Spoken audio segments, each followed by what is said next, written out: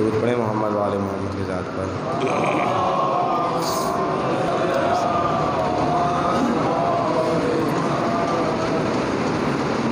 رب اشرح لی صدری ویسر لی امری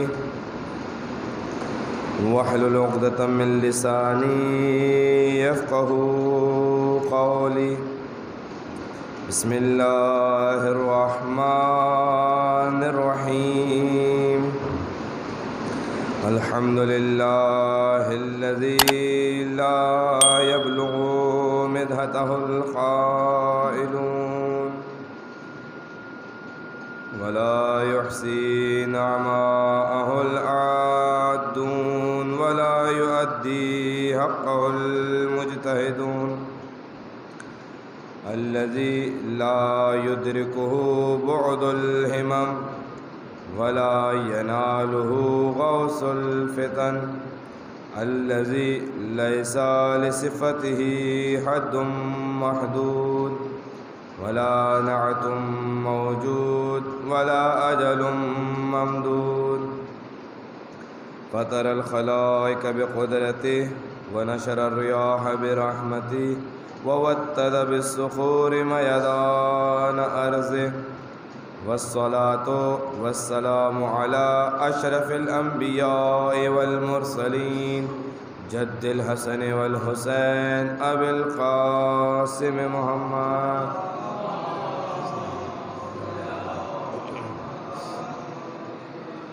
وعلى آل بيته الطيبين الطاهرين المعصومين المظلومين سيما بقية الله الأعظم روحي وأرواحنا له الفداء ولعنة الله على أعدائهم أجمعين أما بعد فقد قال الله تبارك وتعالى في كتابه المجيد وفرقانه الحميد وقوله الحق بسم الله الرحمن الرحيم يا أيها الذين آمنوا اتقوا الله وابتغوا إليه الوسيلة وجاهدوا في سبيله لعلكم تفلحون صلوات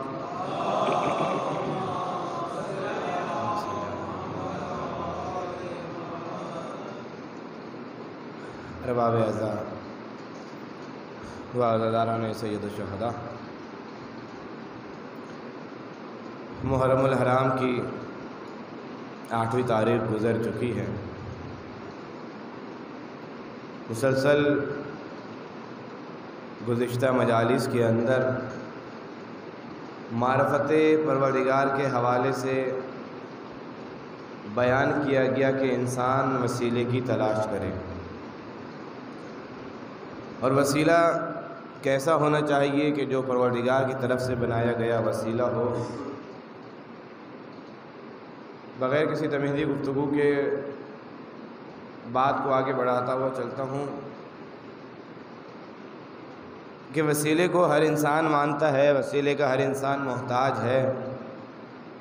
صرف فرق جہاں پر ملتا ہے وہ فرق یہ ہے کہ آیا وسیلہ کسی ذات کو بنا سکتے ہیں یا وسیلہ صرف اور صرف اعمال بن سکتے ہیں۔ اعمال سے مراد نماز ہے، اعمال سے مراد روزہ ہے، اعمال سے مراد حج ہے۔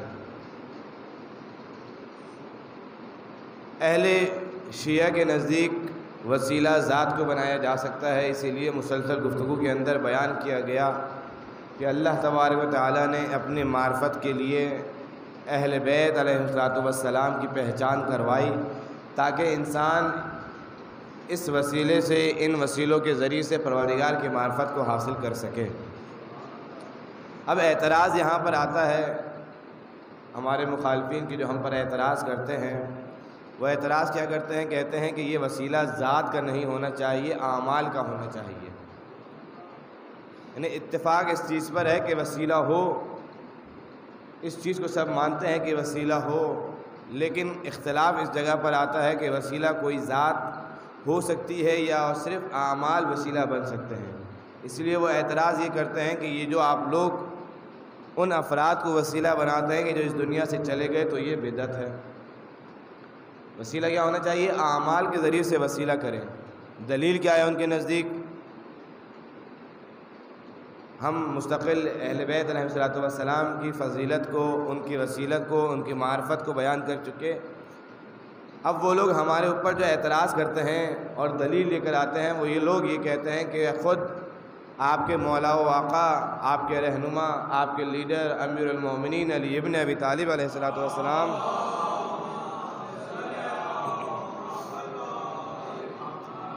ان کا اعتراض یہ ہے، ان کا اختلاف یہ ہے کہ خود آپ کے مولا، آپ کے امام، آپ کے رہبر، جن کی کتاب نہج البلاغہ ہے، انہوں نے نہج البلاغہ کے اندر اس چیز کو بیان کیا کہ اگر وسیلہ بنانا ہے تو نماز کو بناؤ، وسیلہ بنانا ہے تو روزے کو بناؤ، وسیلہ بنانا ہے تو حج کو بناؤ، اور آپ لوگ خود ان کی مخالفت کرتے ہوئے ان اہل بیت کو ہی وسیلہ بناتے ہیں۔ تو آئیے ذرا چلتے ہیں امیر المومنین کی اس کتاب نہج البلاغہ کی طرف کہ جو وہ لوگ اشکال کر رہے ہیں، اسی کی طرف رہنمائی حاصل کرتے ہیں اہل بیت کے گھرانے سے۔ کیا ہے خطبہ نمبر نہج البلاغہ کا 110، جس کے اندر امیر المومنین ارشاد فرماتے ہیں کہ ان افضل المتوسلون، کہ توسل کرنے والوں میں سے سب سے بہترین توسل جو انسان کرنا چاہے تو کیا ہے؟ توسل و وسیلہ کیا بن سکتا ہے؟ امیر المومنین ارشاد فرماتے ہیں الایمان باللہ و برسولہ۔ پہلی چیز کس کو بیان کیا کہ اللہ پر ایمان ہونا چاہیے، اللہ کے ایمان کو انسان وسیلہ بنائے اللہ کی ہی بارگاہ میں۔ امیر المومنین کا پہلا جملہ۔ دوسرا جملہ کیا ملتا ہے؟ الایمان برسولہ، اور اس کے بعد امیر المومنین نے اسی خطبے کے اندر اور 12-14 چیزوں کو بیان کیا کہ ان تمام چیزوں کے ذریعے سے آپ ان چیزوں کو وسیلہ آپ بنا سکتے ہیں۔ اب آئیے، جب انسان اس خطبے کی طرف نگاہ کرتا ہے اور خطبے کے اندر سب سے پہلا جملہ یہ ملتا ہے کہ الایمان باللہ، کہ اللہ پر ایمان رکھا جائے۔ اب سوال گزشتہ تقاریر کے اندر اس کو بیان کیا گیا کہ ہم اس لائق نہیں ہیں کہ اللہ پر ایمان لا سکیں بذات ہی، کہ ہم اس لائق نہیں ہیں کہ ہم اللہ پر ایمان لا سکیں بذات ہی، بلکہ کیا چیز ہے؟ بلکہ ہمیں کچھ ایسی ہستیاں دیکھنی پڑیں گی کہ جو ہماری اس چیز پر رہنمائی کریں کہ اللہ پر ایمان کیسے لانا ہے۔ کیونکہ ایمان باللہ ایک ایسی اہم چیز ہے، ایک ایسی مہم چیز ہے کہ انسان اس کی طرف کس طریقے سے جائے، اس کے لیے کوئی نمونہ عمل ہونا چاہیے کہ جس نمونہ عمل کو ہم دیکھتے ہوئے اللہ پر ایمان لا سکیں۔ اچھا بھائی، اب یہ نمونہ عمل ہمارے لیے، اب اس کی طرف ہدایت کون کرے گا؟ کہا کہ اگر اللہ کی طرف ہدایت چاہیے تو کم از کم اللہ کا نبی ہو کہ جس کو اللہ نے بھیجا ہو، وہ ہماری ہدایت کرے گا اللہ کی طرف۔ توجہ کیجیے گا کہ اللہ کی طرف اگر رہنمائی چاہیے تو اللہ کے نبی کو دیکھنا پڑے گا تاکہ وہ بتا سکے کہ الایمان باللہ کس طریقے سے ہم اس کو انجام دے سکتے ہیں۔ کوئی ہمارے لیے رول ماڈل ہوگا، کوئی ہمارے لیے نمونہ عمل ہوگا کہ جس کو ہم دیکھتے ہوئے اللہ پر ایمان لا سکیں گے۔ اب پتہ چلا کہ اگر اللہ پر ایمان لانا ہے تو سب سے پہلے رسول پر ایمان لانا پڑے گا، اور رسول کے ذریعے سے ہم پہنچیں گے اللہ تک۔ توجہ کیجیے گا، اب جب بحث آ گئی رسول تک، بحث اس مقام تک پہنچ گئی کہ اللہ کے لیے رسول کی ضرورت ہے، تو اب ہمیں پہلے رسول پر ایمان لانا پڑے گا۔ اب جب ہم رسول پر ایمان لانے کی بات کرتے ہیں تو پھر وہی بات آتی ہے کہ ہم رسول پر ایمان کیسے لائیں؟ رسول اللہ کی سب سے افضل ترین مخلوق ہے، تو اب رسول کے لیے بھی کوئی ایسی ہستی ہمیں تلاش کرنی پڑے گی کہ جو ہمیں رسول کے ایمان پر آمادہ کر سکے، رسول کے ایمان کی طرف ہمیں ہدایت دے سکے۔ توجہ کیجیے گا کہ اب رسول کی طرف ہمیں جانے کے لیے بھی کوئی ایسا نمونہ عمل ہمارے پاس آنا چاہیے کہ جس کو دیکھتے ہوئے ہم رسول تک پہنچ سکیں۔ تو جب انسان اس رسول تک پہنچنا چاہتا ہے تو اوراق کی جا کے تاریخ کی روگردانی کرے، اوراق کو پلٹنا شروع کرے، تو ایک مرتبہ ایسا ہمیں نمونہ عمل ملتا ہے کہ جب شب ہجرت آتی ہے تو رسول کہتے ہیں کہ اے علی ہمارے بستر پہ لیٹ جاؤ، ہمارے بستر پہ سو جاؤ تو ہماری جان بچ جائے گی۔ اس وقت علی ابن ابی طالب کا ایمان بتا رہا ہے کہ رسول پر کتنا ایمان ہے۔ توجہ کیجیے گا کہ اب علی نے رسول سے ایک سوال کیا کہ یا رسول اللہ، کیا میرے سو جانے سے آپ کی جان بچ جائے گی؟ توجہ کیجیے گا علی کا سوال کیا ہے کہ یا رسول اللہ کیا میرے سو جانے سے آپ کی جان بچ جائے گی؟ کہا ہاں یا علی اگر تم سو جاؤ گے تو میری جان بچ جائے گی۔ اب رسول کا ایمان، رسول پر ایمان کتنا ہے علی کو، علی سکھا رہے ہیں کہ اگر رسول نے کہہ دیا کہ تمہارے سونے سے میری جان بچ جائے گی تو اگلا سوال علی نے نہیں کیا۔ کیا سوال نہیں کیا کہ یا رسول اللہ آپ تو جا رہے ہیں، مجھے مصیبت میں کیوں ڈالے جا رہے ہیں؟ یا کس طریقے سے آپ کے چلے جانے سے میرے سو جانے سے آپ کی جان بچ جائے گی، یا میں کیوں سوؤں؟ اس طریقے کا کوئی اور سوال نہ کیا، بلکہ جب رسول نے کہہ دیا کہ تمہارے سونے سے میری جان بچ جائے گی تو اب رسول پر اتنا ایمان ہے علی کا، یعنی علی ہمیں ہدایت کر رہے ہیں، ہمیں بتانا چاہ رہے ہیں کہ اب اگر رسول نے کہہ دیا کہ سو جاؤ تو سو جانا ہی ایمان ہے۔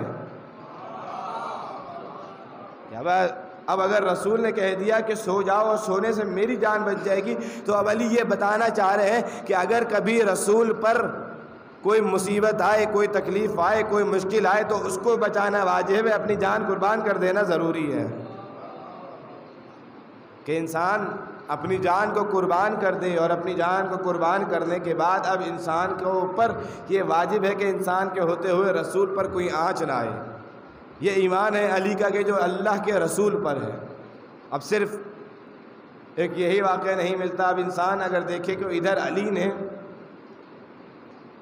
اتنے خطرات والے بستر پر سو کر یہ بتا دیا کہ رسول کی جان کو بچانا واجب ہے۔ توجہ کیجیے گا، اب یہاں پر رسول چلے گئے ہیں، علی اکیلے ہیں، اور علی اکیلے ہونے کے باوجود اطمینان سے سو رہے ہیں۔ توجہ ہے، جملے پہ توجہ نہیں کیا آپ نے کہ علی اکیلے ہیں، رسول ساتھ نہیں ہے، رسول چلے گئے ہیں، علی اطمینان سے سو رہے ہیں۔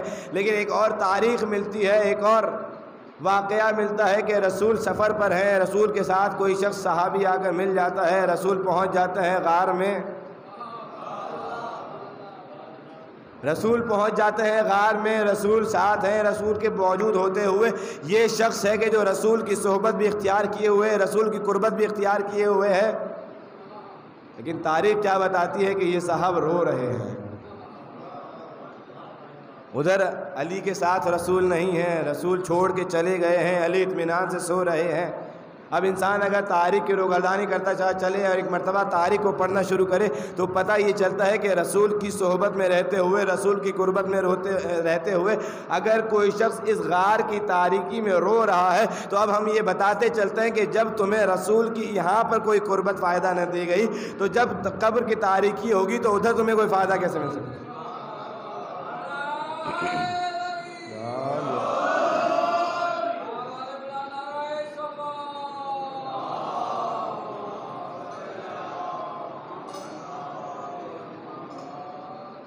کہ رسول زندہ ہیں، رسول کے ساتھ ہیں، رسول کی صحبت ہے، رسول کی قربت ہے، لیکن پھر بھی رو رہے ہیں، پھر بھی خوف طاری ہے۔ جب تمہیں اس غار کی تاریکی سے کوئی فائدہ نہ ہوا، رسول کی قربت کا کوئی فائدہ حاصل نہ ہوا، تو قبر کی تاریکی میں بھی اگر رسول کی چاہے تمہیں قربت حاصل ہو جائے تو تمہیں کوئی فائدہ حاصل نہ ہوگا۔ تو اب رسول کی قربت، اب رسول پر ایمان کیسا ہونا چاہیے؟ یہ امیر المومنین کا ایمان ہے، یہ امیر المومنین کی سیرت ہے کہ بتا رہے ہیں کہ اگر رسول نے کہہ دیا تو اب رسول پر اتنا اطمینان ہے، اتنا ایمان ہے کہ بے خوف ہو کر، بے خطر ہو کر اطمینان کے ساتھ سو گئے۔ لیکن وہاں پر ایک شخص روتا ہوا نظر آتا ہے۔ آئیے اب چلتے ہیں کہ کیا فرمایا، الایمان باللہ والایمان برسولہ، کہ ایمان لانا ہے اللہ پر، ایمان لانا ہے رسول پر۔ رسول کے لیے اب ہمیں مل گیا کہ کوئی ایسا نمونہ عمل ہونا چاہیے کہ جو رسول پر ایمان کا اکمل ترین مصداق ہو، ہمیں مل گئے کہ کون ہے۔ اب خطبہ آگے ارشاد فرماتے ہیں، اللہ کے رسول کے وسیع نے آگے ارشاد فرمایا کہ الایمان بالجہاد، ایمان لانا ہے جہاد پر۔ کیوں؟ اس کی علت بھی بتائی ہے خطبے کے اندر، اس کا سبب بھی بتایا ہے خطبے کے اندر، فَإِنَّهُ ذِرْوَةُ الْإِسْلَامِ، یہ جو جہاد ہے یہ اسلام کی سربلندی کا نام ہے، اسلام کو سربلند کر دیتا ہے جہاد۔ اب جب ہمیں یہ چیز یہاں تک پہنچ گئی، یہ خطبہ یہاں تک پہنچ گیا، تو اب ہمیں رک کر یہ دیکھنا پڑے گا کہ جہاد جو سربلندی کا نام ہے، اسلام کی سربلندی کا نام ہے، تو اب ہمیں اس کے لیے بھی کوئی ایسا نمونہ عمل تلاش کرنا پڑے گا کہ جس کے جہاد کو دیکھ کے ہم اللہ پر ایمان لائیں، رسول پر ایمان لیں اور جہاد پر ایمان لا سکیں۔ اب چلیے دیکھتے ہیں، قرآن کی طرف نگاہ کرتے ہیں، کتاب کرنے والوں کو کتاب سے ہی جواب دیا جا سکے۔ جب انسان نے تلاوت کرنا شروع کی قرآن مجید کی، بسم اللہ الرحمن الرحیم سے لے کر انسان قرآن کی تلاوت کرتا جا رہا ہے، کرتے کرتے سورہ توبہ تک پہنچ گیا۔ توجہ کیجیے میری طرف کہ اب انسان تلاوت کرتے کرتے پہلے صفحے سے لے کر کرتے کرتے انسان 10ویں سپارے تک پہنچ گیا، سورہ توبہ تک پہنچ گیا۔ سورہ توبہ پر پہنچنے کے بعد ایک آیت ملتی ہے کہ جس کے اندر ارشاد ہوتا ہے کہ کچھ لوگ ایسے ہیں کہ جو رسول کو اکیلا میدان میں چھوڑ کر فرار ہو گئے۔ قرآن میں ارشاد ملتا ہے کہ کچھ لوگ ایسے ہیں کہ جو رسول کو اکیلا چھوڑ کر میدان سے فرار ہو گئے۔ تو اب ہمیں یہ پتہ چل گیا کہ اب ہمیں اگر جہاد کو دیکھنا ہے تو ایسے نمونوں کو نہیں دیکھنا کہ جو چھوڑ کے چلے گئے، بلکہ اپنے لیے کوئی ایسا نمونہ عمل تلاش کرنا ہے کہ اگر رسول میدان میں ہے تو وہ بھی میدان میں ہونا چاہیے۔ جو چھوڑ کر چلے جائے ایسے نمونوں کو نہیں، بلکہ نمونہ عمل کو تلاش کرنا ہے۔ اب ایسے افراد کو دیکھنا ہے کہ جو رسول کو چھوڑ کر نہ جائے۔ ایک مرتبہ کہا کہ اچھا، ایک واقعہ ملا تھا کہ جو شب ہجرت میں مصیبتوں کو، تکالیف کو، پریشانی کو اپنے اوپر لے رہا تھا۔ اب قرآن نے جب پوچھا جائے کہ یہ لوگ تو وہ ہیں کہ جو رسول کو چھوڑ کر چلے گئے تھے، اب ذرا اے کتاب تم ہی بتا دو، اے قرآن تم ہی بتا دو کہ کس طریقے سے جہاد پر ایمان لانا ہے۔ تو قرآن کہتا ہوا نظر آتا ہے 29ویں سپارے کے اندر، بنیان مرصوص، کہ رسول کے لیے ایسی سیسا پلائی ہوئی دیوار بن گئے کہ اگر رسول کے اوپر کوئی مصیبت آتی ہے تو یہ اپنے آپ کو حاضر کر دیتے ہیں۔ یہ تمام مشاکل کو، تمام پریشانیوں کی، تمام مصیبتوں کے جو رسول کے لیے ہیں اس کو اپنے اوپر لے لیتے ہیں۔ تو یہ بنے ہیں بنیان المرصوص کہ ان کے ذریعے سے اب پتہ چلے گا کہ کرار کون ہوتے ہیں اور فرار کون ہوتے ہیں۔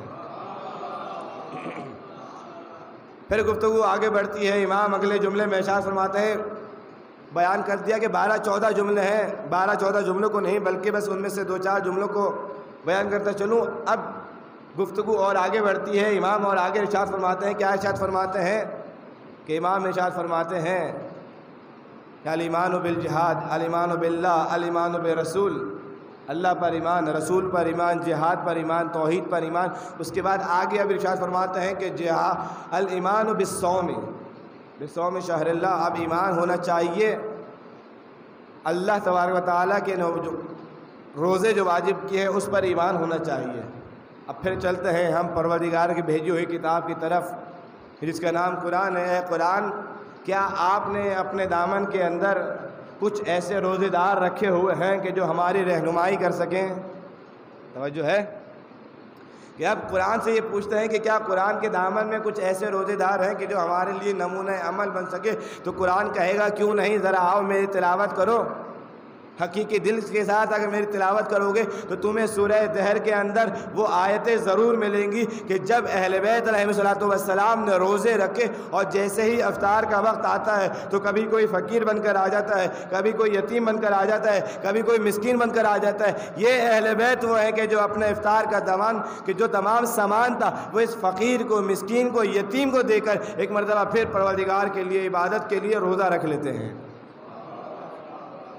ایسے روزے دار میرے دامن میں موجود ہے، قرآن کہے گا۔ اب ایسے روزے دار اگر ہوں گے کہ انسان اس مصیبت میں، اس گھڑی میں کہ جب تمام سامان اپنا فقیر کو دے دیا، مسکین کو دے دیا، اس کے بعد پھر اللہ کے لیے روزہ رکھ رہے ہیں، ایسے روزے دار کون ہیں؟ یقیناً اہل بیت ہیں۔ اب پھر خطبہ آگے بڑھتا ہے۔ کیا خطبہ آگے بڑھتا ہے کہ الایمان اقام الصلاۃ و ایتاء الزکوٰۃ،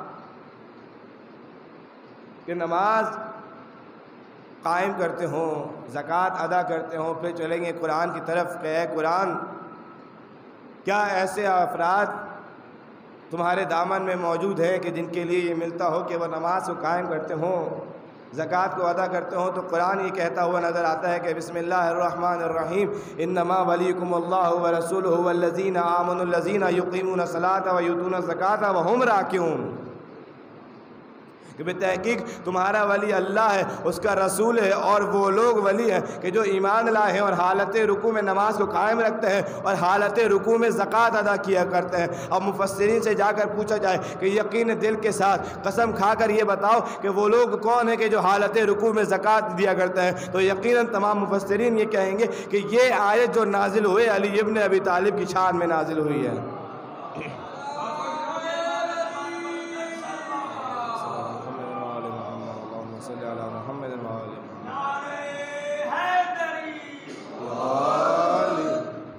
جب قرآن یہ کہتا ہوا نظر آتا ہے کہ یہ جو بہترین متوسلین ہیں ان کے لیے یہ تمام چیزیں، انہوں نے اشکال یہ کیا تھا کہ عبادت، نماز، روزہ ان کے ذریعے سے کیا جائے، تو اب ہم نے ان کو یہ بتا دیا کہ دیکھو اگر تم نماز لوگے تو نمازی بھی یہ اہل بیت ہے، اگر تم روزہ دو گے تو یہ روزے دار بھی یہ اہل بیت ہے، اگر تم زکوٰۃ لیتے ہو تو یہ زکوٰۃ ادا کرنے والے بھی یہ اہل بیت ہیں۔ اب ان تمام چیزوں کے لیے توجہ کیجیے گا، اب ان تمام چیزوں کے لیے کہ جن کو تم نے ہمارے اوپر اشکال کر کے پیش کیا تھا، اب ہم تمہیں یہ بتاتے ہیں کہ رسول نے ارشاد فرمایا۔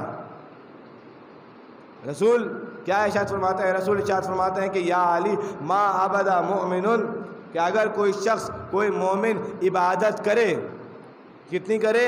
کہ جتنی جناب نوح کی عمر عطا کی گئی ہو، کہ اس شخص کو جناب نوح کی عمر تقریباً 1000 سال کے قریب ملتی ہے، کہ اگر کوئی شخص 1000 سال تقریباً کے مطابق عبادت کرے، روزے رکھے، نماز پڑھے، حج کرے، اس کے بعد رسول آگے ارشاد فرماتے ہیں کہ اگر وہ کوہ احد کے پہاڑ کے برابر اس کے پاس سونا ہو اور وہ سونے کو اللہ کی راہ میں قربان کر دے، توجہ کیجیے گا، اے علی اگر کسی شخص کے پاس 1000 سال کی عمر دی جائے، 1000 سال کی عمر درکار ہو اور وہ پوری عمر نماز، روزہ، عبادت میں، اور اس کے پاس سونا ہو، اور سونا بھی اتنا ہو کہ احد کے پہاڑ کے برابر ہو، اگر وہ شخص اس احد کے پہاڑ کے برابر سونے کو اللہ کی راہ میں قربان کر دے اور اس کے ساتھ ساتھ اس کے پاس 1000 حج ہوں، توجہ کیجیے گا، 1000 حج ہوں، اور وہ شخص کوہ صفا و مروہ کے درمیان میں مظلوم حالت میں بھی مارا جائے،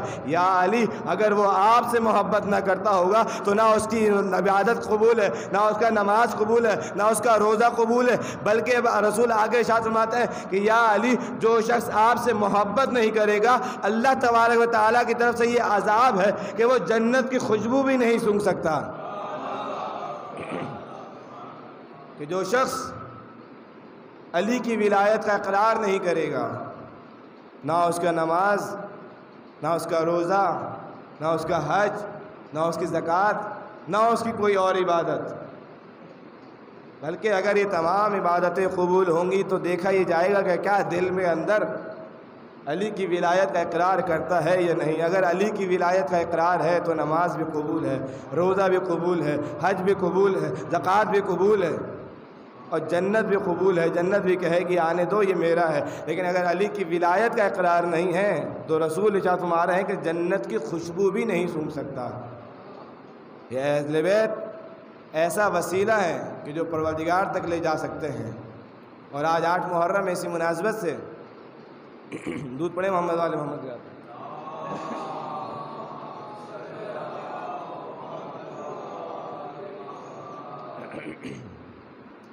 8 محرم ہے، اسی مناسبت سے ایک اور توسل آپ کی خدمت میں بیان کرتا چلوں کہ کون ہے توسل؟ کہ جس کو کہتے ہیں باب الحوائج، حاجتوں کا دروازہ۔ کون ہے باب الحوائج؟ ابو الفضل العباس، کہ جس کو باب الحسین بھی کہا جاتا ہے۔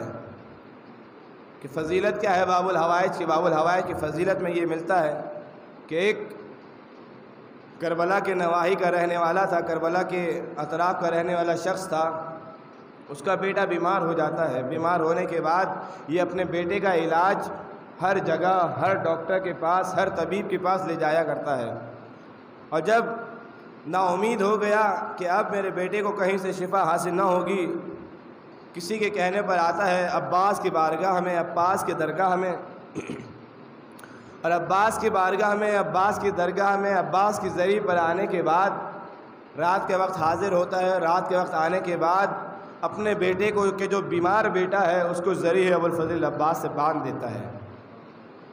ذریعہ ابوالفضل عباس سے باندھنے کے بعد یہ شخص کہتا ہے کہ میں چلا گیا اپنے گھر پر، بیٹا ذریعہ ابوالفضل عباس سے بندھا ہوا ہے کہ ابھی کچھ وقت نہ گزرا تھا، رات کا پہر ہی تھا کہ ایک مرتبہ دق الباب ہوتا ہے، دروازہ کھٹکھٹایا جاتا ہے، بیدار ہونے کے بعد جاتا ہے، کہتا ہے کہ کون ہے؟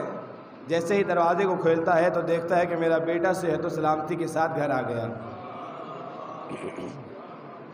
کہ میرا بیٹا صحیح و سالم صحت و سلامتی کے ساتھ واپس آ گیا۔ ایک مرتبہ باپ تھا، بیٹے کو صحیح و سالم دیکھ کر چمٹ گیا، پیار کرنے لگا، اور پیار کرنے کے بعد اب پوچھتا ہے کہ بتاؤ ماجرا کیا ہے، ہوا کیا ہے، صحت یابی کیسے نصیب ہوئی؟ کہتا ہے کہ جس کے دروازے پر باندھ کر آئے تھے اسی نے مجھے صحت یاب کر دیا، جس کے دروازے پر باندھ کے آئے تھے اسی نے مجھے صحت دلائی۔ یہ کہا کہ واقعہ کیا ہے، ماجرا کیا ہے؟ کہا کہ جب آپ مجھے باندھ کر آ گئے دروازے پر، چوکھٹ پر زری سے باندھ کر جب آپ آ گئے تو میں نے یہ دیکھا، ایک فرشتہ آتا ہے ابوالفضل عباس، اس کو کہتے ہیں کہ جاؤ حبیب خدا محمد مصطفیٰ رسول خدا صلی اللہ علیہ وآلہ وسلم صلی اللہ علیہ وسلم، فرشتے کو حکم دیتے ہیں کہ جاؤ رسول خدا سے کہو کہ عباس کہہ رہے ہیں کہ اس آنے والے کو شفا یابی کے لیے دعا کر دیں۔ فرشتہ جاتا ہے، فرشتہ جانے کے بعد کچھ دیر بعد واپس آتا ہے، کہتا ہے اے عباس، اے ابوالفضل، رسول خدا کہہ رہے ہیں کہ اے عباس اس کے لیے دعا نہ کرو کیونکہ اس کی زندگی کا آخری وقت آ گیا ہے، اب اس کے لیے صحت یابی نہیں ہے۔ عباس پھر فرشتے کو کہتے ہیں کہ جاؤ حبیب خدا سے کہو کہ عباس کہہ رہے ہیں کہ میرا ارادہ یہ ہے کہ آپ اس کے لیے دعا کر دیں، یعنی سفارش ہو رہی ہے کہ میرا ارادہ یہ ہے کہ آپ اس کے لیے دعا کر دیں تاکہ صحت یاب ہو جائے۔ فرشتہ جاتا ہے، فرشتہ جانے کے بعد ایک مرتبہ پھر واپس آتا ہے، کہتا ہے عباس اس کی زندگی کا آخری وقت آ گیا، کچھ سانسیں باقی ہیں، اس کے بعد اس کی زندگی تمام ہو گئی۔ کہا کہ فرشتے جاؤ اور پیغمبر سے کہہ دو، حبیب سے کہہ دو، حبیب خدا سے کہہ دو کہ عباس کہہ رہے ہیں کہ اس کو شفا یابی دلا دیں۔ جب 3 مرتبہ یہ واقعہ پیش آ گیا اور فرشتے نے آ کے منع کر دیا کہ حبیب خدا منع کر رہے ہیں، تو ایک مرتبہ ابوالفضل عباس کہتے ہیں کہ اے فرشتے جاؤ اور حبیب خدا سے پوچھو کہ کیا میں باب الحوائج نہیں ہوں، کہ کیا میں حاجتوں کا دروازہ نہیں ہوں، کیا میں باب الحوائج نہیں ہوں؟ تو اگر میں باب الحوائج ہوں اور میں یہ گزارش کر رہا ہوں، میں یہ التجا کر رہا ہوں، میں یہ سفارش کر رہا ہوں کہ اگر میں باب الحوائج ہوں تو اس کو شفا مل جائے، لیکن اگر اس کے لیے شفا نہیں ہے تو مجھ سے یہ باب الحوائج کا لقب لے لیا جائے۔ ایک مرتبہ جیسے ہی یہ فرشتے نے جا کر رسول خدا کی بارگاہ میں قول عباس کو بیان کیا تو ایک مرتبہ رسول خدا یہ کہتے ہوئے نظر آتے ہیں کہ اے میرے بیٹا یقیناً تم باب الحوائج ہو، اللہ تبارک و تعالیٰ نے اس کو شفا عطا کر دی۔ اے عباس اگر تم کسی کے لیے سفارش کر دو، اگر تم کسی کے لیے دعا کر دو تو اللہ یہ کہہ رہا ہے کہ عباس باب الحوائج ہے، اب اس کو شفا دے دی جائے گی۔ اب انسان جائے باب الحوائج کی درگاہ میں اور دعا بھی کرتے ہیں کہ پروردگار ہم سب کو بار بار باب الحوائج کی زیارت نصیب کرے۔ انسان جائے باب الحوائج کی بارگاہ میں اور دیکھے کہ اس بارگاہ کے اندر کیا کیا معجزات ظاہر ہوتے ہیں، کیا کیا کرامات ظاہر ہوتی ہے۔ ایک طویل فہرست ہے ابوالفضل عباس کی کرامات کی، اور کیوں نہ کرامات کی فہرست ہو کہ جب عباس نے وفا اتنی دکھائی ہے تو حسین نے بھی عطا کر دی ہے۔ کون ہے عباس؟ عباس کسی عام ہستی کا نام عباس نہیں، بلکہ عباس نام ہے دعائے زہرا کا، تمنائے علی کا نام ہے عباس۔ کون ہے عباس؟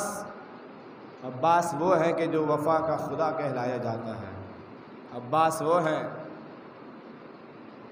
کہ جو حسین کا سہارا ہے۔ عباس وہ ہے کہ جو بچوں کا اور خواتین کا سہارا ہے۔ حجاب زینب کا نام ہے عباس۔ اجرکم علی الزہرا عباس کا پرسہ دینے کے لیے آئے ہیں۔ اگرچہ ارادہ نہیں تھا لیکن ایک اور واقعہ سنتے چلیں، ابھی ذہن میں آیا ہے۔ جب ذہن میں آ گیا تو یقیناً بیان کرتا چلوں۔ کون ہے عباس؟ عباس کی فضیلت اس چیز سے بھی واقع ہوتی ہے، آیا ہوتی ہے کہ کربلا کے نواحی علاقے کا رہنے والا شخص کہ جو ہر روز زیارت امام حسین کو انجام دیا کرتا تھا، کہ ایک مرتبہ خواب میں دیکھتا ہے کہ جناب سیدہ آئی ہیں اور رو رہی ہیں، فریاد کر رہی ہیں، ہاتھوں کو جوڑ کر کہتا ہے کہ بی بی کیا پریشانی ہے؟ کہا کہ میں یہ دیکھتی ہوں کہ تم میرے بیٹے کی زیارت نہیں کرتے۔ کہتا ہے کہ بی بی میں ہر روز آپ کے بیٹے حسین کی زیارت کے لیے جاتا ہوں۔ ایک مرتبہ بی بی یہ کہتی ہوئے نظر آتی ہیں کہ یقیناً تو صحیح کہہ رہا ہے کہ تو میرے بیٹے حسین کی زیارت تو کرتا ہے، لیکن تو میرے بیٹے عباس کی زیارت کو کبھی کبھی جاتا ہے، کہ تو میرے بیٹے عباس کی زیارت کو کبھی کبھی جایا کرتا ہے، ہفتے میں ایک بار جایا کرتا ہے۔ یہ ہے عباس کہ جس کو بیٹا کہے سیدہ زہرا۔ ہاں دارالعلوم مظلوم کربلا کے میدان میں عباس پہنچے ہیں، اور کس طریقے سے پہنچے ہیں، کس ذمہ داری کے ساتھ پہنچے ہیں کہ جب مدینے سے قافلہ نکل رہا تھا، تمام بیویاں کہ جو مسافر ہو رہی تھیں، جو سفر کر رہی تھیں، ایک مرتبہ سیدہ زینب کے پاس آتی ہیں اور کہتی ہیں کہ اے بی بی، اے علی کی بڑی بیٹی، اے زہرا کی بڑی بیٹی، ہم سفر پر جا رہے ہیں، ہمیں کسی اور چیز کی تمنا نہیں ہے، کسی اور چیز کی فرمائش نہیں ہے، لیکن اے بی بی ہم سفر پر جا رہے ہیں، اگر ہمیں کسی چیز کی فکر ہے تو ہمیں اپنے چادر کی فکر ہے۔ اے بی بی اگر آپ ہماری چادر کی ضمانت لے لیں تو ہم مطمئن ہو کر سفر کر سکیں گی۔ ایک مرتبہ جناب زینب کہتی ہیں کہ تمام بیویوں کو بلایا جائے۔ تمام بیویاں جب پیش ہوتی ہیں، جب تمام بیویاں تشریف لاتی ہیں، جب تمام بیویاں حاضر ہوتی ہیں، تو اس وقت جناب زینب بڑھ کر کہتی ہیں کہ اے بیویوں، میں تمہاری چادر کی ضمانت لیتی ہوں۔ اے بی بی آپ چادر کی ضمانت کیوں لے رہی ہیں؟ کہا کہ ارے جس کا عباس جیسا بھائی موجود ہو، عباس کے ہوتے ہوئے کسی کی کیا مجال کہ ہماری چادروں پر ہاتھ ڈالے۔ ہاں عزاداران مظلوم کربلا، لیکن جیسے ہی میدان کربلا کے اندر ایک مرتبہ عباس آتے ہیں اور عباس مولا سے اجازت لیتے ہیں، عباس لینا چاہتے ہیں، جیسے ہی الوداع کے لیے خیمے میں آتے ہیں اور زینب نے تمام بیویوں کو دوبارہ اکٹھا کیا ہے، تمام بیویوں کو ایک مرتبہ پھر بلایا ہے اور کہتی ہیں کہ اے بیویوں، میں نے تم سے مدینے میں وعدہ کیا تھا کہ میں تمہاری چادر کی ضمانت لیتی ہوں۔ اے بیویوں اب میں تمہیں وہ چادر کی ضمانت تمہیں واپس دیتی ہوں۔ اے بیوی کیوں یہ کر رہی ہیں؟ کہا کہ جس کے سہارے میں نے وعدہ لیا تھا، آج میرا وہ سہارا جا رہا ہے۔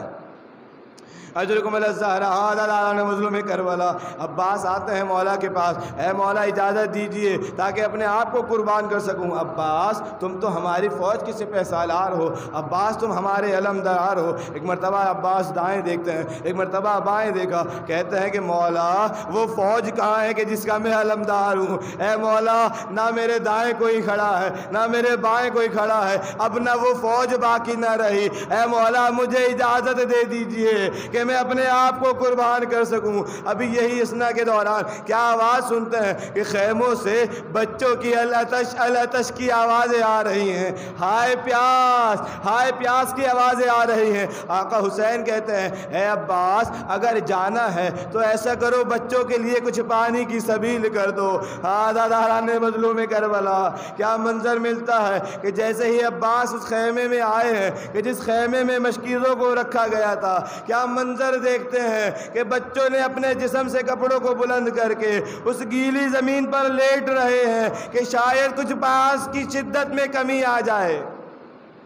اجرکم الزہرا عزاداران مظلوم کربلا، ابو الفضل عباس کا ماتم کرنا ہے نا، جناب زینب کو پرسہ دینا ہے، جناب سیدہ زہرا کو پرسہ دینا ہے۔ کس کا پرسہ دینا ہے؟ عباس کا پرسہ دینا ہے۔ خدا کوئی غم نہ دے سوائے غم حسین کے۔ ایک مرتبہ عباس نے مشکیزے کو اٹھایا ہے، مشکیزے کو اٹھانے کے بعد نکلتے ہیں دریا کی طرف۔ اب چاہتے یہ ہیں کہ کسی طریقے سے دریا تک پہنچا جائے۔ ایک مرتبہ لڑتے لڑتے فوجوں کو ہٹاتے ہوئے دریا میں داخل ہوتے ہیں۔ دریا میں داخل ہونے کے بعد پانی کو مشک سے بھر لیا۔ ایک مرتبہ بھرنے کے بعد اب چاہتے یہ ہیں کہ کسی طریقے سے یہ پانی خیمہ حسینی تک پہنچ جائے۔ ارے ایک مرتبہ ایک آواز بلند ہوتی ہے، ارے یہ پانی خیمہ حسینی تک نہ پہنچا جائے۔ ایک مرتبہ تیروں کی بارش شروع ہوتی ہے، ایک ملعون آگے بڑھتا ہے، ایک مرتبہ کمین گاہ سے ایسا وار کرتا ہے کہ عباس کا ایک بازو قلم ہو جاتا ہے۔ ایک مرتبہ عباس چاہتے ہیں کہ بہت تیزی کے ساتھ پانی پہنچ جائے،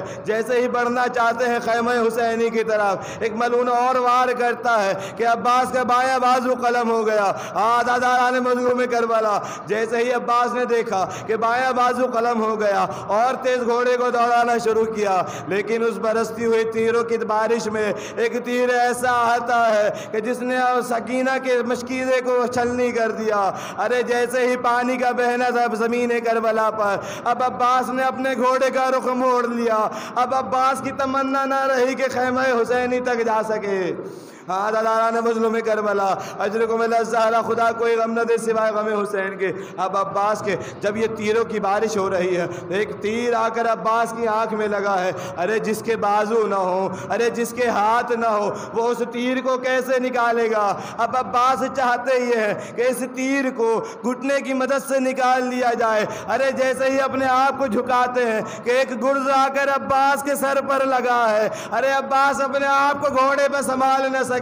عزاداران مظلوم کربلا، میں کہوں گا کس طریقے سے عباس بغیر بازوؤں کے زمین کربلا پر آئے کہ عباس کا زخمی رخسار ہو گیا۔ اجرکم الزہرا، عزاداران مظلوم کربلا، ایک مرتبہ حسین کو آواز دیتے ہیں، اے آقا ابا عبداللہ الحسین میری مدد کیجئے۔ ادھر سے حسین نکلے ہیں کہ چلتے چلتے ایک مرتبہ گھوڑا زمین کربلا پر رک جاتا ہے۔ جھک کر دیکھتے ہیں تو کیا دیکھتے ہیں کہ ارے بھائی کا دانہ ہاتھ پڑا ہے۔ اترتے ہیں، بھائی کے دانے بازو کو اٹھاتے ہیں، بوسہ دیتے ہیں، آنکھوں سے لگاتے ہیں۔ ایک مرتبہ جب دوبارہ زمین کربلا پہ چلنا شروع کیا تو دیکھا بایاں بازو پڑا ہے۔ اٹھاتے ہیں، پھر چلتے ہیں تو کیا منظر دیکھتے ہیں کہ ارے مشک سکینہ چھلنی پڑی ہے۔ عزاداران مظلوم کربلا، ایک مرتبہ وہ منظر ملا ہے کہ خیمے کی طرف سکینہ نے اپنی چھوٹی چھوٹی بچیوں کو جمع کرنا شروع کیا کہ ارے میرا چچا پانی لینے گیا ہوا ہے، ماتم ضرور کرتے آئیے گا۔ ارے سکینہ تمام بچوں کو جمع کیے بیٹھی ہے کہ ابھی میرا چچا پانی لینے کے لیے گیا ہے، ابھی پانی لے کر آئے گا۔ لیکن کیا منظر ملتا ہے کہ جیسے ہی آقا حسین پہنچتے ہیں، اے عباس چلو خیموں کی طرف، کہتے ہیں کہ اے مولا میں سکینہ سے شرمندہ ہوں، میں پانی نہ لا سکا، اے مولا میں یہیں پر رہنا پسند کروں گا۔ ارے ایک مرتبہ میں کہوں گا عباس اس لیے کہہ رہے ہیں کہ اے مولا ابھی تو آپ مجھے لے جائیں گے، لیکن کچھ دیر کے بعد وہ منظر بھی آئے گا کہ جب آپ شہید ہوں گے آپ کو کوئی لے جانے والا نہ ہوگا۔